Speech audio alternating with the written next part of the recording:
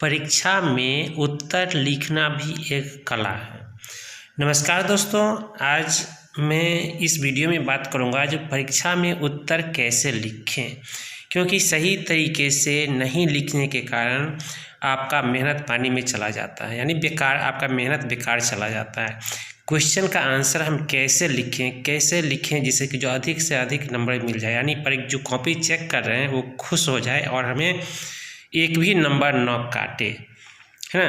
तो इसके लिए हमें क्या करना पड़ेगा, सही तरीके से लिखने की ज़रूरत होती है। तो सही तरीके से लिखने का मतलब है जो परीक्षक को यानी एग्जामिनर को जो आपकी कॉपी का इवैल्यूएशन करेंगे, ठीक है, जो आपकी कॉपी का मूल्यांकन करेंगे, उनको कॉपी चेक करने में किसी भी तरीके का परेशानी नहीं होनी चाहिए।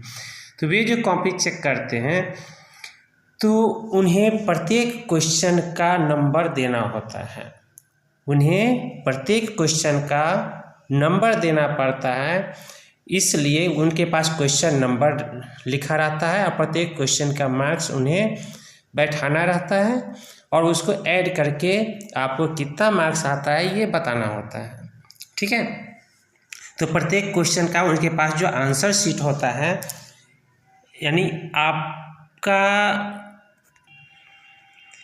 उनके पास आंसर शीट इस क्वेश्चन जो फिलअप करना होता है, जैसे क्वेश्चन नंबर 1 2 3 4 5 6 7 8 इस तरीके है, और उनके पास आपका मार्क्स देना आता है। जब फर्स्ट क्वेश्चन में आपको कितना मार्क्स मिला, सेकंड में कितना मिला, तीसरे क्वेश्चन में कितना मार्क्स मिला, चौथे क्वेश्चन में कितना मार्क्स मिला, पाँचवें क्वेश्चन में कितना मार्क्स मिला। इस तरीके से उनके पास इस तरीके का कॉलम रहता है और आपको मार्क्स इसमें दिया जाता है जो किस क्वेश्चन का में कितना मार्क्स मिला आपको। तो उनको कॉपी चेक करने में दिक्कत नहीं होता। सबसे पहले हमें समझना पड़ेगा जो क्वेश्चन का पैटर्न, क्वेश्चन किस तरह का होता है। तो यहाँ पे हमने एक कोई मंथली टेस्ट का क्वेश्चन पेपर है आपके पास, यानी इस वीडियो में देख रहे हैं सामने में। यहाँ पे देखिए सबसे पहले क्या है, सेक्शन भी दिया हुआ है। सेक्शन में हमारा क्वेश्चन पेपर बटा हुआ है, किसमें, सेक्शन में बटा हुआ है। सेक्शन ए यहाँ पे देख रहे हैं, जैसे ये सेक्शन ए है, ठीक है। ऑब्जेक्टिव टाइप क्वेश्चन है, इसके लिए आपको OMR शीट अलग मिलता है, उसमें इसका आंसर देना होता है, ठीक है। तो ये सेक्शन ए हो गया। उसके बाद हम खोजते हैं सेक्शन बी है। यहाँ पे क्या है, यहाँ पे सेक्शन बी है ये, ठीक है। सेक्शन बी में बटा हुआ है। और उसके बाद है लॉन्ग आंसर टाइप क्वेश्चन है, या सेक्शन सी और सेक्शन डी भी इस तरीके से भी हो सकता है आपके क्वेश्चन पेपर में हो। तो यानी जो भी सेक्शन में बटा हुआ है उसके बाद कोई क्वेश्चन कैसे बटा हुआ है, आपका क्वेश्चन पेपर बटा हुआ है। उसके बाद 1 2 3 4, यानी सेक्शन ए में भी 1 2 3 4 है। उसके बाद आप यहाँ पे देख रहे हैं कोई सेक्शन बी में भी क्वेश्चन नंबर 1 2 3 4 5 6 7 8 9 10 इस तरह से है। और ये लॉन्ग आंसर टाइप क्वेश्चन है, या हो सकता है तो इसमें सेक्शन सी भी हो या सेक्शन डी भी हो, अलग अलग मार्क्स के अनुसार से। तो सबसे पहले आपको ध्यान रखना है फिर इसका भी क्या है, नंबरिंग 1 2 से है, इसका भी नंबरिंग 1 2 यानी क्वेश्चन नंबर 1 2 3 4 5 से हो सकता है। अगर सेक्शन नहीं लिखते हैं, अगर आपने सेक्शन नहीं लिखते हैं जो किस तरीके का, जैसे मान लिया आपने यहाँ पे दे दिया 5 दे दिया और आंसर लिख रहे हैं, लेकिन सेक्शन अगर नहीं लिखे हैं तो कौन से 5 का है, सेक्शन बी का 5 है या सेक्शन सी का 5 है या सेक्शन ए का 5 है ना। तो यानी सबका अलग अलग मार्क्स का है। तो आपको किस क्वेश्चन नंबर यानी कौन से क्वेश्चन का मार्क्स आपको दिया जाएगा, है ना। तो इसलिए आपके सामने कन्फ्यूजन होती है, ठीक है। तो इसलिए आप क्या करेंगे, सबसे पहले सेक्शन लिखेंगे, या वो सेक्शन यहाँ पे आपने बीच में लिखेंगे। यहाँ पे आपको बीच में लिखना है सेक्शन कौन से सेक्शन में है।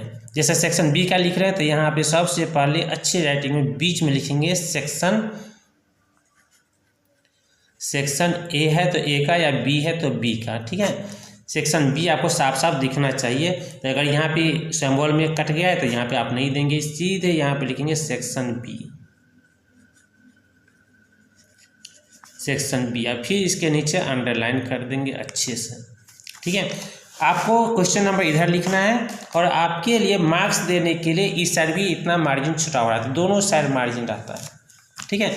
आपके आंसर बुक में, ठीक है, दोनों साइड मार्जिन रहता है। तो आपको इस लाइन के इधर कुछ नहीं लिखना है, इधर आपके क्वेश्चन का आंसर देने के लिए इधर रहता है जगह, ठीक है। तो इधर आप कुछ नहीं लिखेंगे, क्वेश्चन नंबर आप इसी साइड लिखेंगे, है ना। ये जो मार्जिन आप देख रहे हैं, इस मार्जिन के इस चौथाई के इस साइड, ठीक है, इसके लेफ्ट साइड में आप क्वेश्चन नंबर लिखेंगे। मान लीजिए 5 का भी अगर 1 2 3 4 1 2 3 4 इस तरीके के क्वेश्चन सब क्वेश्चन नंबर है, तो ये भी आप देंगे, है ना, जिस तरीके का है। अगर ABCD है ना, तो आप ABCD देंगे, यानी जो क्वेश्चन नंबर रहेगा, अगर रोमन में है तो रोमन में देंगे, ठीक है। ABCD में है तो ABCD में देंगे, फिगर में है, नंबर में है तो नंबर में देंगे, यानी जो क्वेश्चन नंबर रहेगा वही क्वेश्चन नंबर आपको इसमें लिखना है। और उसके बाद क्या है, क्वेश्चन हमें नहीं लिखने के, केवल 5A का आंसर आपने लिखना है। यहाँ पे क्या लिखना है, अगर हो सकता है ज़्यादा से ज़्यादा आप यहाँ पे ANS आंसर 5 इस तरीके से भी लिख सकते हैं, ठीक है। तो इस तरीके से क्या करेंगे, आप अच्छा आंसर लिख सकते हैं। जैसे सेक्शन लिखना है, एक सेक्शन का सभी प्रश्नों का उत्तर, यानी मान लीजिए 5 क्वेश्चन का आंसर देना है तो 5 का एक जगह हम लिखेंगे, ठीक है। ये नहीं जो सेक्शन B का भी लिख लिए, फिर दूसरा क्वेश्चन हम सेक्शन C का लिख लिए, फिर यानी मिक्स करके नहीं लिखना है, एक सेक्शन का एक जगह लिखेंगे। उसके बाद जगह हो सके अगर मान लीजिए आपको बाद में लिखना चाहते हैं तो आप सेक्शन B के लिए अलग पेज निर्धारित कर लेंगे, जो उस पेज में हमें सेक्शन C का लिखना है, यानी हर एक सेक्शन को आप अलग पेज से शुरुआत करेंगे। तो इस तरीके से आप अच्छा आंसर लिख सकते हैं। दूसरी बात, बहुत से बच्चे क्या करते हैं, जो एक ही क्वेश्चन को ही उतार देते हैं, क्वेश्चन भी उतारते हैं और आंसर भी लिखते हैं। तो क्वेश्चन उतारने की जरूरत नहीं है, आप अपना टाइम बचाएंगे, ठीक है। और एग्जामिनर को आप धोखा देने की कोशिश करेंगे, एक ही क्वेश्चन को आप कई बार लिख देंगे, ठीक है। तो इससे क्या होगा, तो आपको मार्क्स नहीं मिलेगा, नाराज हो जाएंगे आपके एग्जामिनर और आपको मार्क्स नहीं देंगे।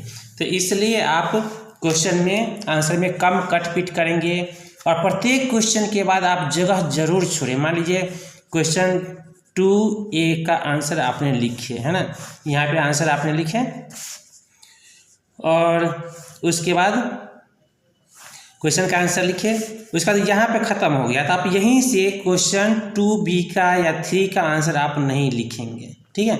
आप क्या करेंगे, 1 या 2 लाइन छोड़ देंगे, फिर यहाँ से लिखेंगे 3 का आंसर लिखेंगे, 1-2 लाइन छोड़ दीजिएगा, जिससे आपको सेपरेट लगे, जो इस क्वेश्चन का आंसर ये हुआ, ये इस क्वेश्चन का आंसर ये हुआ, यानी क्वेश्चन नंबर सही से दिखना चाहिए। ये नहीं कि जो हमने 3 लिख लिए यहाँ पे और यहीं पे लिखे A बॉय है, यानी जो भी आपको आंसर लिखना है इस तरीके से लिख रहे हैं, तो यहाँ पे पता नहीं चल रहा है कि ये क्वेश्चन है, ठीक है, पता नहीं चल रहा है क्वेश्चन है ये।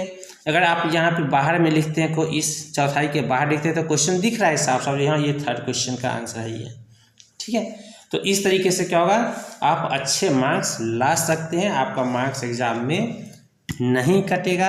और हर एक सेक्शन को आप ऊपर में लिखना अवश्य लिखेंगे, सेक्शन को ऊपर में ही लिखेंगे, अंडरलाइन भी कर सकते हैं और प्रत्येक क्वेश्चन के बीच में 1 या 2 लाइन का गैप छोड़ेंगे, ठीक है। और कॉपी को साफ सुथरा रखेंगे, कट पिट कम करेंगे, मतलब उसमें कटिंग वगैरह, जैसे ये लिखिए फिर इसको खूब काट, ऐसे मन नहीं काटना है। अगर काटने की जरूरत पड़ रही है, अगर गलत हो गया है तो आप सीधा 1 लाइन में काटेंगे, आप सीधा 1 लाइन में काटेंगे। इस तरीके से आप अच्छे आंसर लिख सकते हैं अपने कॉपी में। और कॉपी को जितना साफ सुथरा रखेंगे आपको अच्छे नंबर मिलने की उतनी संभावना होती है।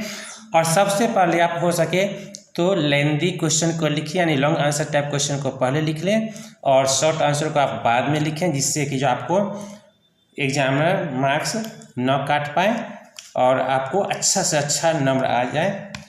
I hope all of you will follow this and आपको ये वीडियो थोड़ा सा भी काम का लगा होगा और उम्मीद करते हैं आपको किसी भी यानी आपका नंबर नहीं कटे एग्ज़ाम में। Best of luck, thank you for watching.